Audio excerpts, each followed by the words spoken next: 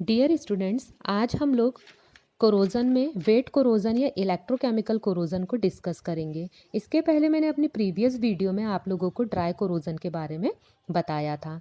तो स्टार्ट करते हैं आज हम वेट कोरोजन या इलेक्ट्रोकेमिकल कोरोजन से। वेट कोरोजन या इलेक्ट्रोकेमिकल कोरोजन मेनली तब डेवलप होता है जब एटमॉस्फेयर में गैसेस तो प्रेजेंट ही हो और उन गैसेस की रिएक्शन मेटल से हो, लेकिन एक्वस मीडियम में, मतलब जब एटमॉस्फेयर में गैसेस प्रेजेंट हो और वो एक्वस मीडियम में किसी मेटल से रिएक्शन करती हैं, तो इस टाइप का कोरोजन वेट कोरोजन या इलेक्ट्रोकेमिकल कोरोजन कहलाता है। Dry corrosion and wet corrosion में सबसे कॉमन जो होता है वो होता है वेट कोरोजन। इसके अगर हम एग्जाम्पल की बात करें तो most common example of wet corrosion is rusting of iron. It means लोहे पर जंग लगना वेट कोरोजन का सबसे कॉमन एग्जाम्पल है। तो स्टार्ट करते हैं हम रस्टिंग ऑफ आयरन और इलेक्ट्रोकेमिकल कोरोजन। इस टॉपिक में हम कोरोजन का मैकेनिज्म डिस्कस करेंगे। तो स्टार्ट करते हैं। Most common corrosion seen around us in rusting. सबसे ज़्यादा कोरोजन अगर हम देखते हैं तो वो लोहे में जंग लगना ही देखते हैं। Rusting is a slow irreversible process which turns iron into iron oxide. It means कि जो रस्टिंग की प्रोसेस है वो काफ़ी स्लो होती है। ऐसा नहीं होता है कि लोहे में जंग 1 या 2 दिन में ही लग जाती है। ये प्रोसेस काफ़ी स्लो होती है बट इरिवर्सिबल होती है। मीन्स कि अगर एक बार रस्टिंग की प्रोसेस आयरन में हो गई, आयरन में डेवलप हो गई, तो आयरन को या इस मेटल को वापस अपनी इनिशियल कंडीशन में लाना पॉसिबल नहीं होती है। It takes place when iron comes into contact with air and water.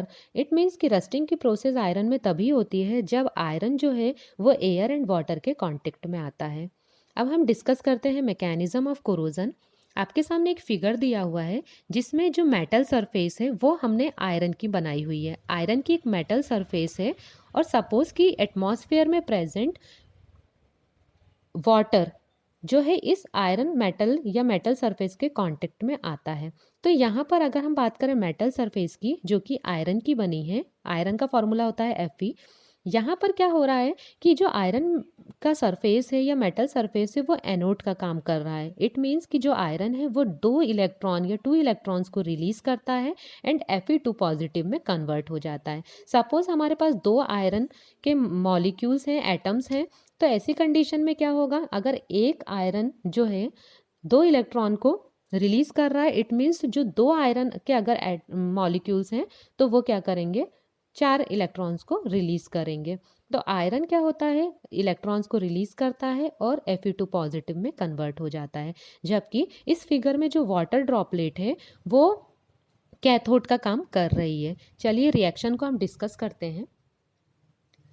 यहाँ पर एनोड पर जो रिएक्शन होती है वो ऑक्सीडेशन रिएक्शन होती है। इट मीन्स यहाँ पर क्या होता है, जो आयरन सरफेस है उसमें जो आयरन्स प्रेजेंट हैं वो iron metal Fe metal 2 electrons को रिलीज करती है और Fe2 पॉजिटिव में कन्वर्ट हो जाती है। अगर हम रिएक्शन को बैलेंस करने के लिए आयरन के 2 मॉलिक्यूल्स लेते हैं तो रिएक्शन क्या होगी, 2Fe जो रहेगा वो 4 इलेक्ट्रॉन्स को रिलीज करेगा और 2Fe2 पॉजिटिव में कन्वर्ट हो जाता है। अब हम बात करते हैं कैथोड रिएक्शन की। कैथोड में क्या होता है, the electrons flow from the anodic to cathodic area and cause reduction. मतलब एनोड्स के थ्रू, जो कि मेटल सरफेस के थ्रू जो भी इलेक्ट्रॉन्स का फ्लो हुआ है वो कैथोड में आके रिएक्शन करते हैं और ये प्रोसीजर रिडक्शन प्रोसीजर कहलाती है, जो कि स्पेशली होती है ऑक्सीजन की प्रेजेंस में। तो चलिए हम डिस्कस करते हैं रिएक्शन को। वाटर ड्रॉपलेट जो कि कैथोड का काम कर रही है वो क्या करती है, ऑक्सीजन गैस की प्रेजेंस में साथ ही साथ 4 इलेक्ट्रॉन्स जो कि हमें एनोड से मिलते हैं उनको क्या करती है, उनके साथ रिएक्शन करती है और OH नेगेटिव आयंस को बनाती है। अब अगर हम बात करें ओवरऑल रिएक्शन की, तो आप लोग अगर एनोड की रिएक्शन देखेंगे तो वहाँ पर हमें मिल क्या रहा था, 2Fe2 पॉजिटिव मिल रहा था जो कि हम लेते हैं। साथ ही साथ कैथोड की रिएक्शन से 4OH आयन क्या करते हैं, इस Fe2 पॉजिटिव से रिएक्शन करते हैं और बनाते हैं फेरस हाइड्रोक्साइड। अब ये जो फेरस हाइड्रोक्साइड है मीन्स FeOH होल ट्वाइस है, ये रिएक्शन करता है फिर से ऑक्सीजन एंड वाटर से और बनाता है हाइड्रेटेड फेरिक ऑक्साइड, जो कि कॉमन लैंग्वेज में जिसे हम रस्टिंग ऑफ आयरन या आयरन पर जंग लगना कहते हैं। अब हम डिस्कस करते हैं इफ़ेक्ट ऑफ कोरोजन, मतलब कोरोजन के कौन कौन से इफ़ेक्ट्स हो सकते हैं। फर्स्ट है metal loses its efficiency and many of its useful properties get altered. It means कि कोरोजन के कारण जो मेटल है उसकी एफिशिएंसी क्या होती है, लॉस हो जाती है, साथ ही साथ इसकी बहुत सारी यूजफुल प्रॉपर्टीज भी अफेक्ट होती है। नेक्स्ट है maintenance cost and cost of material increases while production rate is decreases. It means कि जो मेटल होती है उसमें कोरोजन के कारण मेटल की मेंटेनेंस कॉस्ट क्या हो जाती है, इंक्रीज हो जाती है, लेकिन मेटल का प्रोडक्शन रेट क्या हो जाता है, डिक्रीज हो जाता है। And last one, the purity of product gets affected. अगर किसी भी मेटल में कोरोजन की प्रॉपर्टी डेवलप हो जाती है तो मेटल या प्रोडक्ट की जो प्योरिटी रहती है वो क्या होती है, अफेक्ट होती है। नेक्स्ट हम डिस्कस करते हैं कंट्रोल्स और प्रिवेंशन ऑफ कोरोजन। मीन्स ऐसे कौन से स्टेप्स हैं जिसके थ्रू हम कोरोजन की जो भी रिएक्शन है या प्रोसीजर है उसको कंट्रोल कर सकें या उससे बच सकें। फर्स्ट है बाय यूज़ प्योर मेटल। सबसे अच्छा कंट्रोल या प्रिवेंशन स्टेप है कि अगर हम मेटल प्योर फॉर्म में यूज़ करते हैं तो ऐसी मेटल जो कि प्योर फॉर्म में प्रेजेंट है उनमें कोरोजन के चांसेस बहुत कम हो जाते हैं। नेक्स्ट है पेंटिंग। इट मीन्स कि अगर कोई भी फर्नीचर, लाइक जैसे अगर हम बात करें चेयर्स की, टेबल्स की, ग्रिल्स की, अगर आयरन से बना हुआ है तो उन चेयर्स या टेबल्स को कोरोजन से बचाने के लिए अगर हम उनके ऊपर पेंट कर देते हैं तो क्या होता है कि ये पेंट जो रहता है ये मेटल को डायरेक्ट मॉइस्चर या गैसेस के कांटेक्ट में आने से रोकता है, जिसके कारण भी कोरोजन को रोका जा सकता है या कोरोजन क्या होता है, रिड्यूस होता है। नेक्स्ट है ग्रीजिंग या ऑयलिंग। कई बार मेटल के सरफेस पर ग्रीजिंग करने या ऑयलिंग करने से भी कोरोजन को रोका जा सकता है।